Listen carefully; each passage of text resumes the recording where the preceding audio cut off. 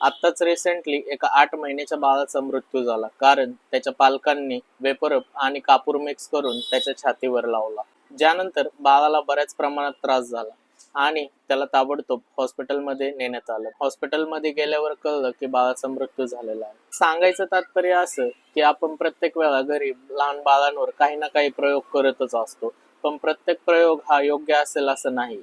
त्यामुळे प्रत्येक गोष्टीमध्ये काळजी घेणं खूप महत्वाचं आहे. तसं बघायला गेलं तर मार्केटमध्ये मिळणाऱ्या या वेपरबमध्ये कॅम्फर, मेन्थॉल, युकॅलिप्टस ऑइल यांचं कॉम्पोजिशन असतं, जे फक्त 2 वर्षाच्या वरील मुलांना वापरण्यासाठी सजेस्ट केलेलं असतं. म्हणूनच या विक्स बरोबर आपण कापूर किंवा अजून काही घरगुती गोष्टी जर मिक्स करून बाळाला लावत असू तर त्याला खूप जास्त प्रमाणात त्रास होण्याची शक्यता असते. अशा काही गोष्टी जर आपण करत असू तर त्यामुळे बाळाला सिरियस प्रॉब्लेम देखील होऊ शकतात. म्हणूनच या वेपरप सोबत आपण जर कॅम्फर वगैरे जास्त प्रमाणात वापरत असाल तर बाळाच्या श्वासनलिकेमध्ये ते प्रॉब्लेम होऊ शकतो, ज्यामुळे त्याला इरिटेशन होऊ शकते आणि इरिटेशन झाल्यामुळे त्याला श्वास घ्यायला देखील त्रास होऊ शकतो आणि त्याच्या छातीमध्ये कफ साचण्याचं प्रमाण देखील वाढू शकतं. त्यामुळे बरेचसे सिरियस प्रॉब्लेम्स देखील होऊ शकतात. सोबतच काही सिरियस केसेसमध्ये बाळाचे सेंट्रल नर्वस सिस्टम देखील एक्साइटेड होऊ शकते, ज्यामुळे बाळाला झटके येण्याचा देखील धोका वाढू शकतो. मार्केटमध्ये मिळणाऱ्या वेपरप्सवर स्ट्रिक्टली लिहिलेलं आहे की 2 वर्षाखालील मुलांना आपण याचा वापर करू शकत नाही. बऱ्याच वेळा असंही बघायला मिळतं की लहान मुलांमध्ये सर्दी खोकला असेल तर त्यांच्यावर घरगुती प्रयोग जास्त केले जातात,